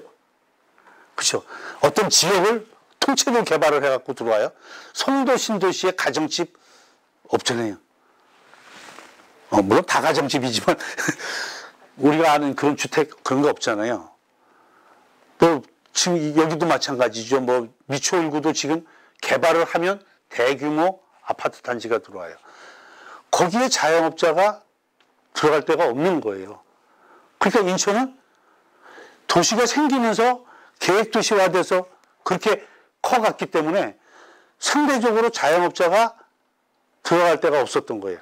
그러니까 구도심에 자영업자들이 몰려져 있는 거죠. 그러니까 평균적으로 인천은 자영업자가 적어요. 자영업자가 적다라는 얘기는 스스로 자기를 채용하는 사람들의 비율이 적다. 다시 뒤집어서 얘기하면 스스로 자기를 채용하는 사람들의 시장이 작다. 그러니까 내가 나를 채용하기보다는 남이 채용해서 들어가는 게 더 그런 일이 많아져야 되는 도시가 인천이다 하는 거예요. 그 다음에 인근 근로자 비율이 이게 작으니까 인근 근로자 비율이 5% 정도가 높은데 기왕에 인근 근로자 하려면 상용 근로자로 높아야 되는데 임시 근로자로 비중이 높은 거예요. 그러니까 2년까지는 아니지만 그냥 한 2달 일하고 나와야 되는 상용 임시 근로자의 비중이 5.7%가 높아요. 100의 5.7%가 높은 게 아니라 17의 5.7%가 높은 거예요. 여기에 17명이 있으면 여기는 23명이 있는 거예요. 그러니까 17명보다 5명이 더 많은 거예요. 그러니까 얼마나 많은 거냐 그거죠. 그 다음에 직종별로 보면 여기는 우리가 뭐 특별히 뭐 그럴 것보다도 관리 전문가는 대체로 급여 수준이 높죠. 퀄리티가 높고 부가가치가 높은 쪽에서 일을 하게 되는데 그 비율이 인천이 낮아요. 그 다음에 서비스 판매, 특히 판매 종사자, 이게 다른 데보다 높은 거예요. 100%의 2.7이 아니고 22%의 2.7%가 높은 거예요. 10명 중에 1명 정도는 더 있어요, 인천이. 이 사람들이 월급이 판매직이 그렇게 높기가 쉽지 않잖아요. 그 다음에 판매 말고 이제 제조 쪽이나 이쪽에 기능 위주로 보면 단순 노무 종사자가 높은 거예요. 그러니까 인천이 직업 구성으로 봐서도 좀 몸으로 때우는 일이 많고 급여가 상대적으로 적은 쪽에 사람이 많고 고급 직종에는 좀 적구나 하는 것을 알 수가 있죠. 그 다음에 여기는 산업별로예요. 자, 앞에서 임시 근로자가 많았어요. 인천에. 임시 근로자가 이 중에 어느 분야로 들어가서 일을 할 건가 한번 생각을 해보면서 얘기를 들어주시기 바랍니다. 여기서 지금 특징 중에 하나가 제조업 인구가 인천의 제조업 비중은 제가 지난번에 얘기할 때 전국이 한 32% 이렇게 되는데 인천은 27점 몇 프로 해갖고 전국보다 제조업 비중이 작다고 그랬어요. 인천이. 산업 비중이 작다고 그랬는데 제조업에 종사하는 사람의 비중은 전국은 16%인데 비해서 인천은 20.7%예요. 4.4%가 높아요. 왜 산업 비중이 작은데 일하는 비중은 16%에 4.4%가 더 많을까? 이 사람들이 일하는 시간이 얼마나 될까? 계약 기간이. 여기에 다른 데는 크게 차이가 없는데 이렇다면 임시직 근로자가 이쪽에 들어갔을 가능성이 많다는 얘기죠. 그러니까 산업 비중도 작으면서 사람은 많고 스테이터스가 불안한 정한 그 사람들이 제조업에 몰려있다는 얘기예요. 인천에. 그러니까 제조업을 가령 노후화되어 있고 하청화되어 있고 그 다음에 이런 식으로 영세하고 이렇게 되어 있다면 이런 가능성이 굉장히 높아지는 거죠. 또 하나 높은 데가 전기, 운수, 통신, 금융업이에요. 금융, 인천지방은행이 없어요. 통신, 전기는 발전소가 인천에 있어요. 그러니까 그 부분이 가능하고 운수, 인천이 운수업 비중이 굉장히 높아요. 운수업 비중에는 뭐 공항에서 일하는 사람들이 높아서 운수업도 높겠지만은 배달 이런 쪽에 일도 굉장히 높아지고 자주 이 취업자 수가 자주 바뀌어요. 이쪽 비중이. 파일럿 수가 자주 바뀌지는 않아요. 발전소에 일하는 분이 자주 바뀌지는 않아요. 그렇게 자주 바뀌고 하는 거는 운수업 비중이 배달 이런 쪽에 3달 이내에 일할 수 있는 이런 사람들의 비중이 굉장히 높다는 뜻을 여기에 내포를 하고 있어요. 그 다음에 나머지는 취업 시간별이에요. 일주일 동안에 몇 시간 일하느냐. 이걸 보니까 36시간 이상 일하는 사람의 비중이 높아요.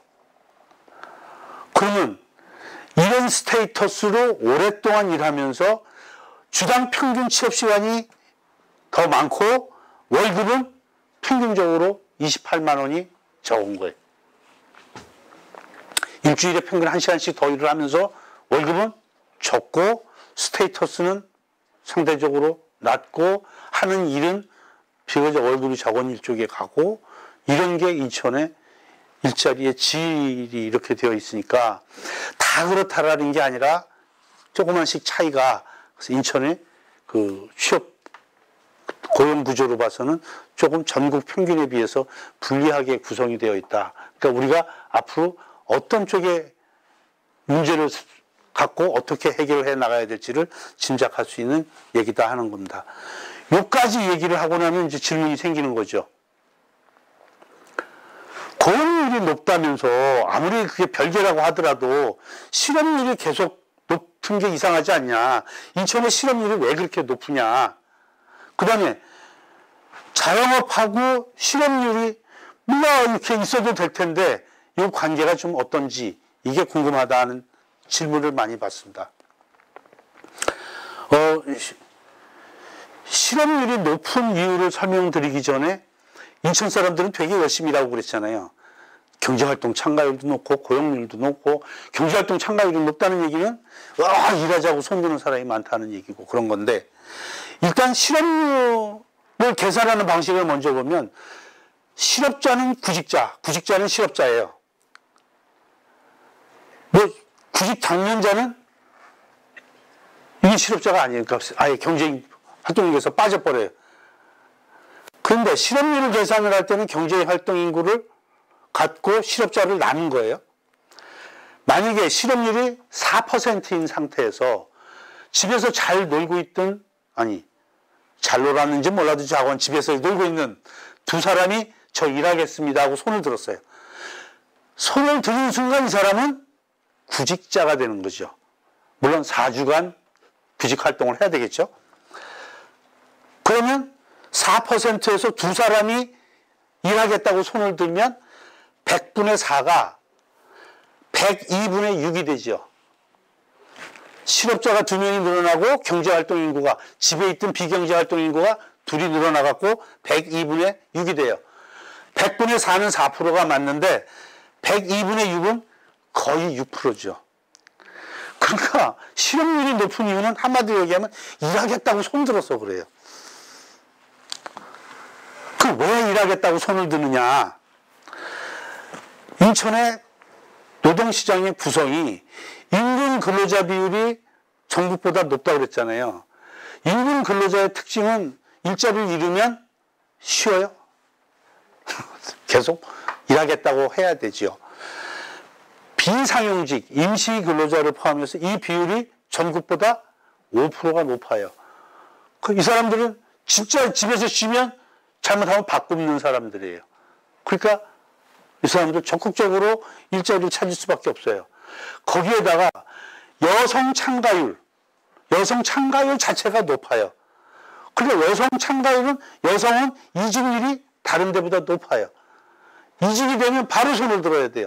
그러니까 이게 구직단념을 할 수가 없게 만드는 요소예요. 그러니까 계속 일자리를 찾게 되는 실업률을 높이는 이유가 되죠. 기본적으로 베이스가. 거기에다가 인천의 또 실업률을 높이는 어떻게 생각하면 인천으로서는 좀 억울한 게 뭐냐면 인천에는 그 3D 업종이 많아요. 3D 업종의 특징은 자주 사람이 바뀌어요. 이직률이 높아요. 힘드니까.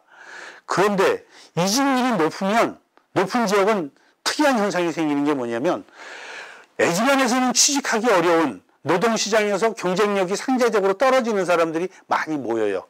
왜? 많이 잘리니까 거기에 가서 줄을 서야 취직이 될 가능성이 높은 거예요. 이런 사람들이 어떤 사람들이냐? 지금 현재로서는 외국인 근로자, 북한에서 오신 분들, 이런 분들. 그러니까 이런 분들이 인천에 눈에 많이 띄는 이유가 그런 이유 중에 하나예요. 3D 업종이 많고. 또 하나 이유는 뭐냐? 인천은 도로가 사방으로 이렇게 나 있어갖고 인천을 바둑판 모양으로 조각조각 잘라놓은 특징이에요. 그러면서 내부 순환도로가 없어요. 그래서 강화에서 남동목란에 취직이 되면 출근할 수 있어요? 이게 순환도로가 있으면 이렇게 돌아서 올 텐데 인천의 순환도로는 서울의 교통체증을 방지하기 위한 거예요. 그러니까 이렇게 돌아서 내려가고 외곽순환도로 뭐 이게 다 인천하고 별 관계 없어요. 광역시 중에 순환도로가 없는데 한번 따져보세요. 대구, 부산, 뭐 광주 이런 데 다 순환도로가 있어요. 인천은 없어요. 이걸 만들면 소위 도시 혼잡 비용이 훨씬 줄어들면서 취업을 원활하게 해줄 수 있는 거예요. 이걸 방해하니까 실업률이 높이는, 그래서 도시 혼잡 비용이 실업률을 높이는 요인으로 작용을 하는 거예요. 그 다음에 아까 얘기했던 자영업자, 좀 이따 다시 한번 더 설명을 드리겠지만 자영업자가 구조적으로 자영업자 비중이 낮으니까 실업을 흡수를 할 그 베이스가 작아지는 거죠. 그러니까 자영업자 시장 자체가 크면 애지간히 실업이 생겨도 그 시장으로 뛰어들면 되는데 여기는 그게 작으니까 그 실업자를 흡수하지 못하는 문제가 있다. 그 다음에 요즘에 들어와서 특히 많이 생기는 문제인데 인천의 교통망이 점점 좋아져요. 어디로 가는 교통망이 좋아지냐? 인천 안에서 돌아다니는 그거보다도 서울, 경기로 가는 교통망이 좋아지는 거예요. 그러니까 서울에서 직장을 잃었다. 그러면 이 사람은 주민등록이 서울에 있으니까 서울에 실업자를 잡힐 거 아니에요. 근데 이 사람이 가만히 생각을 해보고 뭐 망부천이 아니더라도 일단 교통이 편한 데로 가갖고 서울에 일자리를 구해봐야 되겠다 해갖고 1호선 전철이든지 고속도로든지를 타고 집값이 싼 쪽으로, 생활비가 싼 쪽으로 온단 말이죠. 그렇게 해서 찾아오는 게 근교에서 제일 교통이 좋은 인천으로, 또 도시화가 제일 잘 되어 있는 인천으로 오는 거예요. 그러면 서울에 주민등록을 두고 실업자였던 사람이 인천으로 주민등록 옮겨갖고 실업자가 되면 인천 실업률은, 인천은 뭐라고 안 했는데 괜히 실업률이 늘어나잖아요. 그래서 뭐 좀 속상하지만 인천이 잘 보듬고 있었는데 이 사람이 취직자를 구했네? 그러면서 여기서 출퇴근하면 여기 취업자가 될 거 아니에요. 도로 가. 뭐야, 취업되면 가고. 이게 수도권에서 빈번하게 일어나는 일이에요. 그래서 서울에서 취업이 안 되면 인천으로 마구 몰려오는 거예요. 그러니까 서울 실업률과 인천 실업률이 이게 왔다 갔다 하면서 서로 영향을 줘요.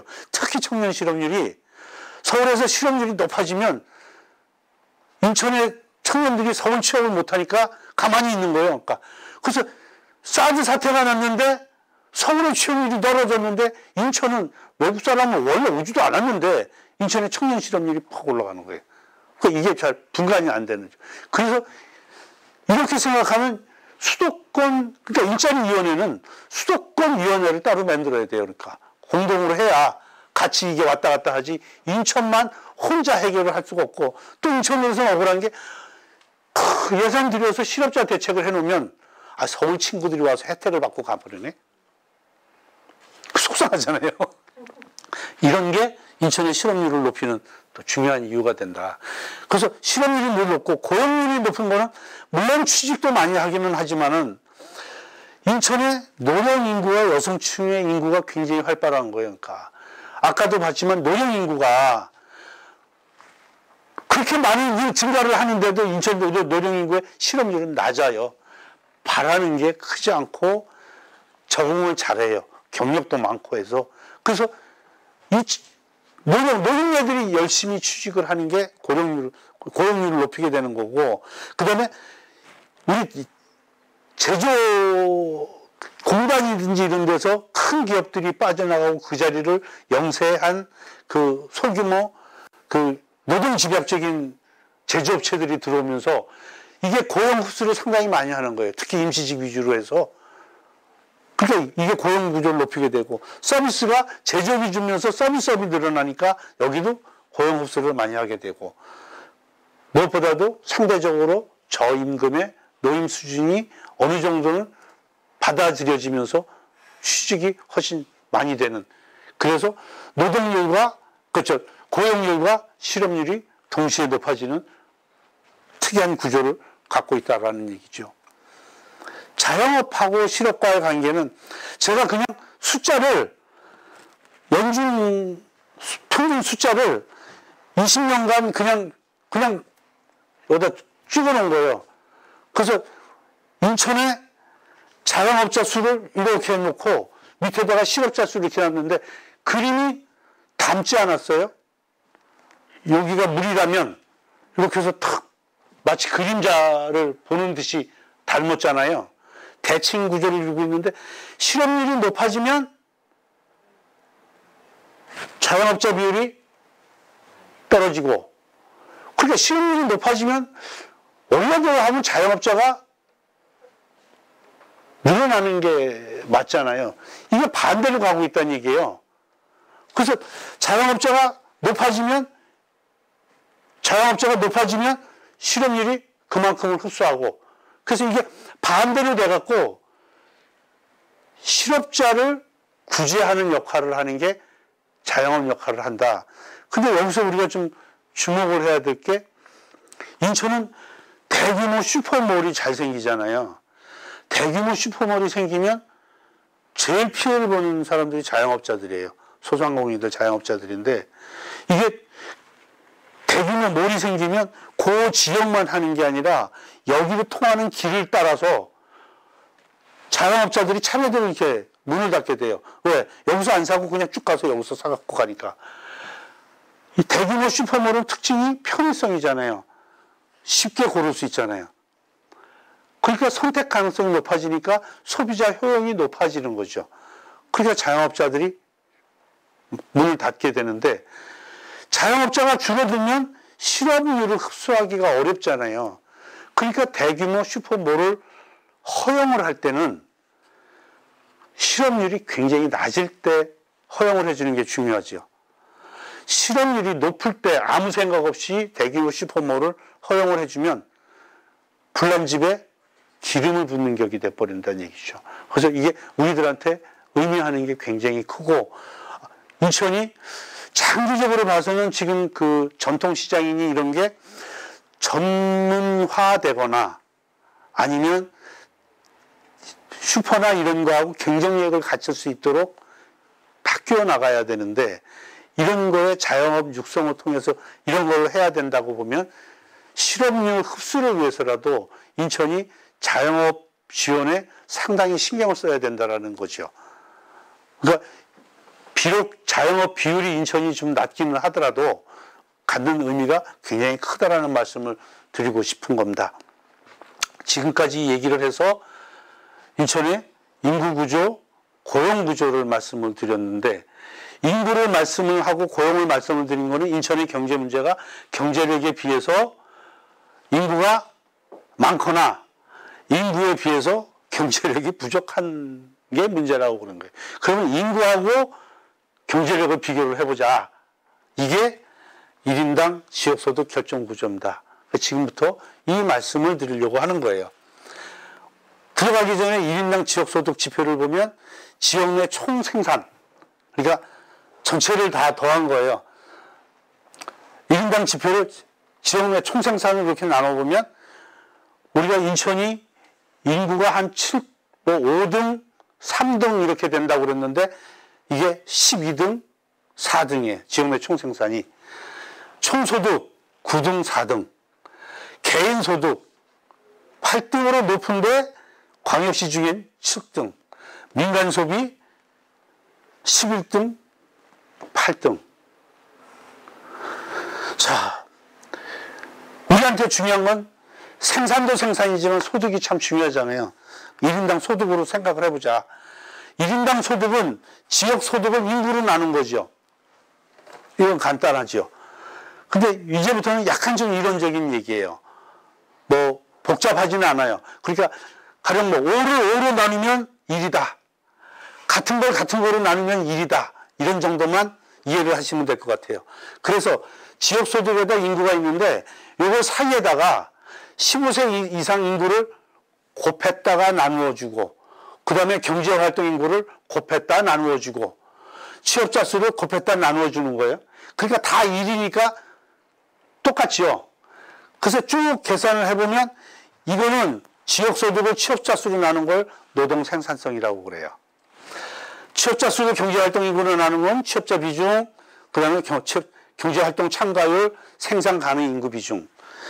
이걸 왜 이렇게 복잡한 계산을 하냐면 이렇게 나누는 거를 이렇게 여러 개로 나눠 놓는 거를 분해 기법이라고 그러는데 이걸 통해서 이거를 결정하는 요인이 이거 중에 어느 게 더 영향을 주냐를 판단하고 그래서 우리는 뭘 하는 게 좋냐를 정책 수단을 발견하기 위해서 이런 작업을 해요. 그래서 1인당 지역소득은 요 네 가지 요소에 의해서 결정된다라는 거로 이제 계산을 해 놓은 거예요. 그런데 노동 생산성은 다시 지역소득을 취업자 수로 나눈 걸 노동 생산성이라고 하는데 여기에 자본 총량이라는 변수를 하나 넣어서 곱했다 나누어주면 요 앞에 부분은 자본 생산성, 뒤에는 근로자 자본 장비율이 되는데 소득을 자본으로 나눴다는 얘기는 뭐냐면 100원을 갖고 5원을 벌었다. 그건 뭔 뜻이에요? 100원의 이자가 5%라는 얘기잖아요. 그러니까 이자율이라는 얘기를 이렇게 무지하게 표현한 거예요. 무섭게. 그러니까 별거 아닌 말이에요. 그러니까 그냥 우리나라의 그냥 평균적인 이자율, 돈 버는 정도, 이걸 뜻하는 거다. 이게 이제 자본 생산성이에요. 그 다음에 이거는 자본 장비율은 1인당 근로자 한 사람이 기계를 얼마나 갖고 쓰느냐, 생산 설비를 얼마나 갖고 쓰느냐. 그런데 가령 북한 노동자는 삽으로 일을 하고 있을 때 남한 노동자가 포크레인으로 일하고 하고 있으면 삽값을 노동자 수로 나눈 거하고 포크레인 값을 노동자 수로 나눈 거예요. 그러니까 이게 높으면 사람이 쓰는 기계가 많다라는 얘기고 이게 높으면 기계가 많은 기계를 갖고 생산하니까 당연히 생산성이 확 올라갈 수밖에 없죠. 그러니까 노동 생산성은 이자율과 기계 값의 차이다. 근데 이자율은 노동자가 뭐 어쩌지 못하잖아요. 우리 지방정부가 어떻게 못하잖아요. 그러니까 얘는 상관 안 하다 보면 결국은 자본장 비율이에요. 근데 자본장 비율이 지난번에 설명을 드렸어요. 인천의 투자가 기계설비 투자가 전국 평균보다 굉장히 작다. 그리고 인천의 기계설비 투자가 많은 것처럼 보이지만 그거는 운송설비가 대부분이었다. 그러니까 이거는 이미 우리가 살펴본 거예요. 그럼 나머지 중에 어떤 게 인천에 더 영향을 주느냐? 이걸 이제 나눠서 본 거예요.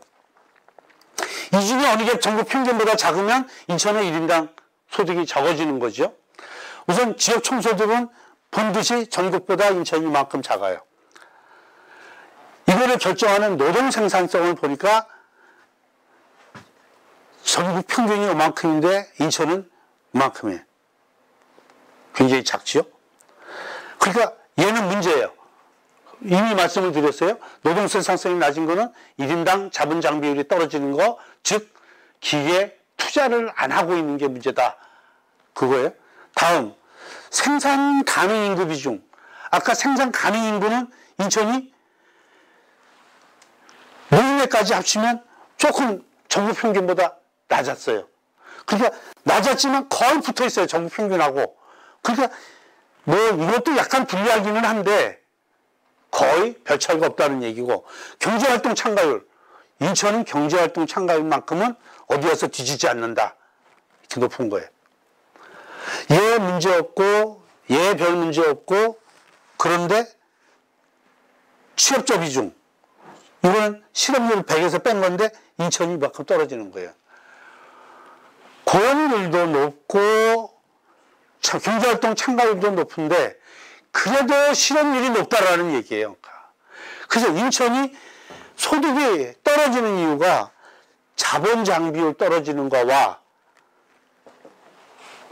취업률이 떨어지는 거, 실업률이 높은 거, 딱 두 가지가 이유다 그거예요. 그러니까 인천의 문제는 고용에서는 취업률, 인구 문제에서는 취업률, 그 다음에 산업에서는 투자, 기계류 투자. 요거가 가장 큰 핵심적인 문제라는 거를 여기서 말씀을 드리는 거예요. 자, 이렇게 해서 사람에 관한 얘기를 쭉 말씀을 드렸어요. 그랬더니 지금까지 말씀드린 건 재작년 숫자 갖고 말씀을 드렸잖아요. 그럼 요즘은 어떻게 되느냐? 이게 이제 질문이. 그래서 거기다가 인구가 줄어든다고 그러는데 인구가 줄어들면 실업은 어떻게 되는 거냐? 이 문제를 같이 질문을. 우선 최근에 고용 상황을 분기별로 봤어요. 그러니까 분기 평균으로 본 거죠. 그래갖고 각 분기가 전년 동기 대비 어떻게 바뀌었느냐를 비교를 한 거예요. 인구는 이상 없이 계속 증가를 해왔어요. 많은 건 아니지만 증가를 해왔어요. 그런데 경제활동 인구가 늘었는데도 불구하고 경제활동 인구가 줄어든 거예요. 이때가 코로나 시작됐고 한참 이제 잡혔다가 어느 정도 안정됐다가 다시 이제 내려가긴 그런 상황인데 코로나 움직임에 따라서 경제활동 인구가 이렇게 줄어든 거예요. 그러니까 인구가 늘었는데 경제활동 인구가 줄어들려면 이거 두 개 합친 만큼이 비경제활동 인구가 늘어나는 거죠. 그러니까 코로나를 사람이 못 움직이는데 뭘 어떻게 해요. 그러니까 집에서 쉬어야지 그냥.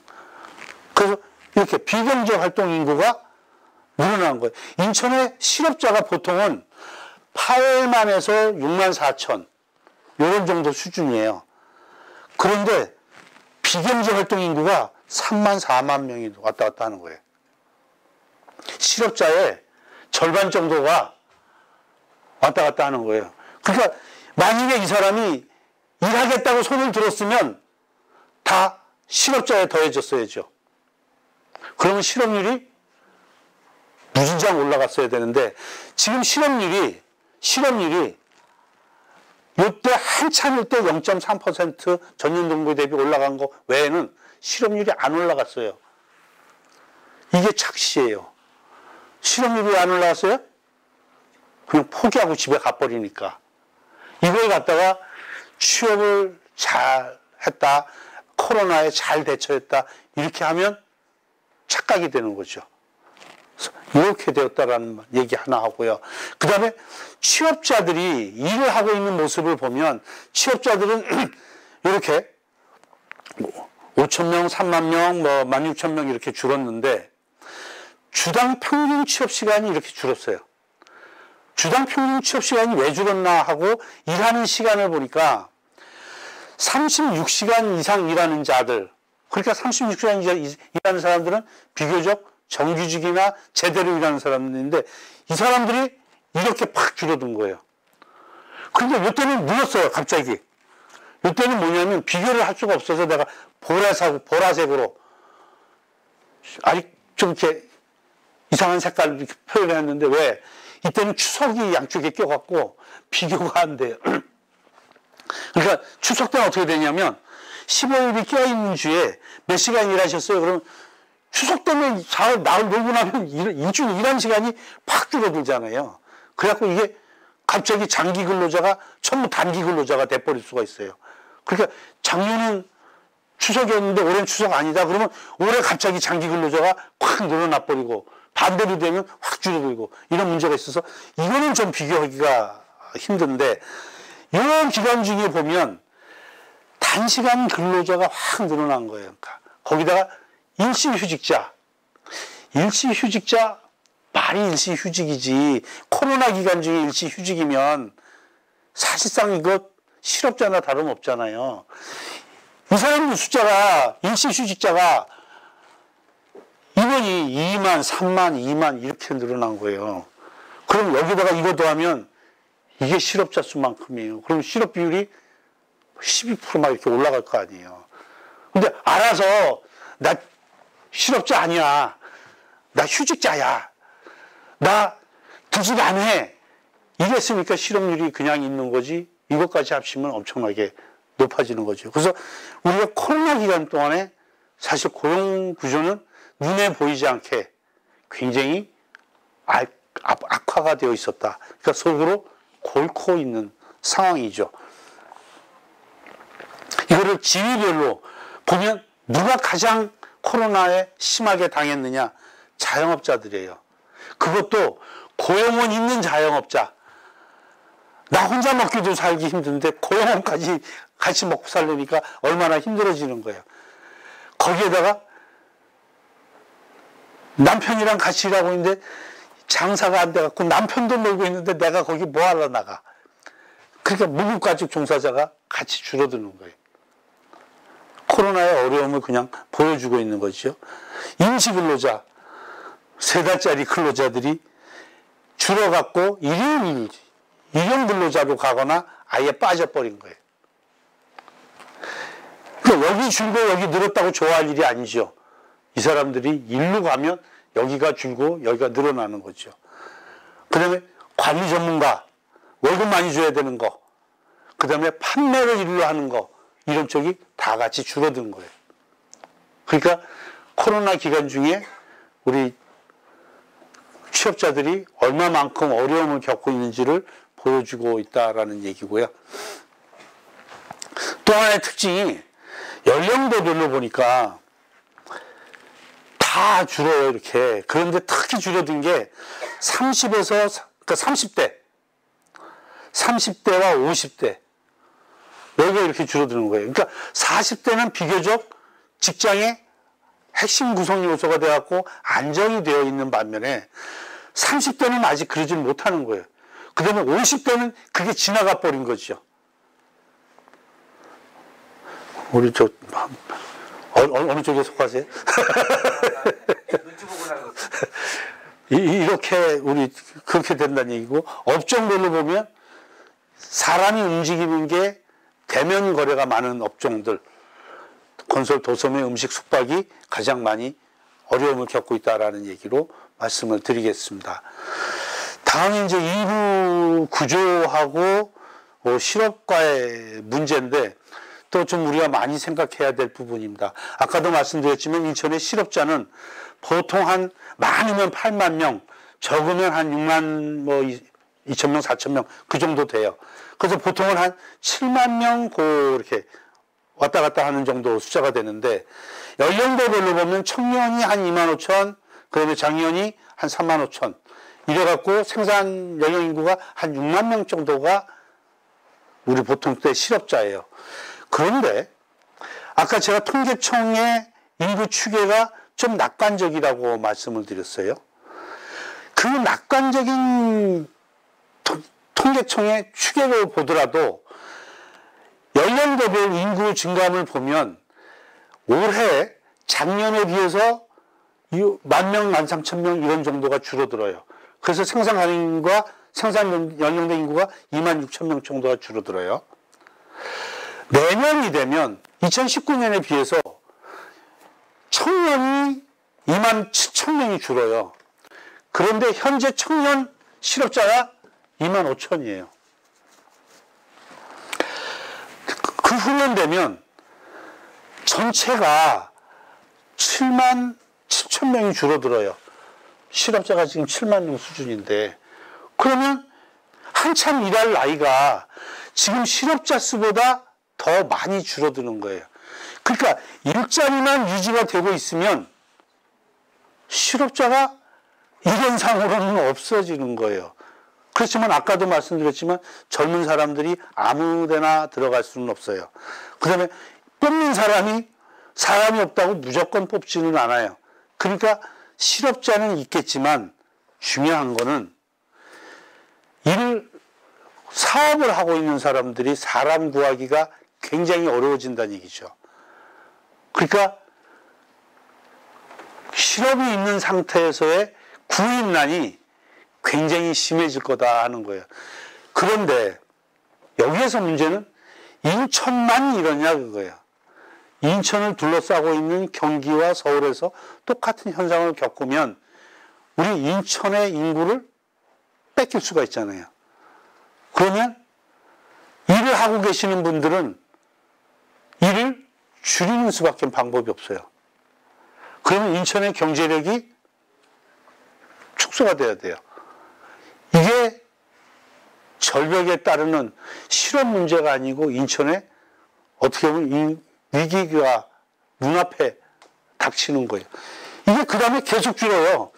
그런데 이게 한참 뒤의 일이 아니고 올해, 내년, 내후년 일이에요.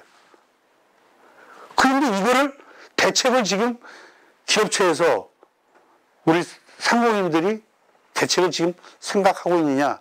아직 못 느끼고 있어요. 여기에 코로나까지 덮쳐갖고 오히려 실업이 많으니까 사람 구하는 거는 별 어려움이 없겠지 생각을 하고 있는 거예요. 이게 지금 현재 닥치고 있는데 이 문제를 해결하려면 인천에 그래도 일할 사람의 보고가 비경제 활동 인구예요. 그 비경제 활동 인구도 많아야 좋은 거예요. 그러니까 비경제 활동을 보면 육아, 가사, 통학, 연로, 심신장애, 기타 있는데 여기서 제일 쉽게 빼올 수 있는 사람이 쉬고 있는 사람들, 육아하고 있는 사람들, 가사 듣고 있는 사람들, 공부하고 있는 사람들, 이쪽이에요. 그래서 이쪽에서 빼와야 되는데 이거는 우리가 취업 유인을 굉장히 많이 줘야 된다는 얘기죠. 그래서 인천시 정부나 상공회의소나 TP 마찬가지지만 기업체들이 나서서 앞으로 취업 유인을 높이는데 노력을 해야 되는데 취업 유인을 높일 여력은 아까도 얘기했지만 인천에 전반적으로 임금 구조가 저렴한 거예요. 그런데 문제는 생산성이 떨어지는 거예요. 그러니까 기업이 생산성을 한쪽으로 높이면서 한쪽으로는 사람을 구할 수 있도록 양면에 노력을 하지 않으면 안 된다라는 뜻을 내포하고 있는 거죠. 자, 이렇게 해서 오늘 강의를 모두 마치겠습니다. 고맙습니다. 수고하셨습니다.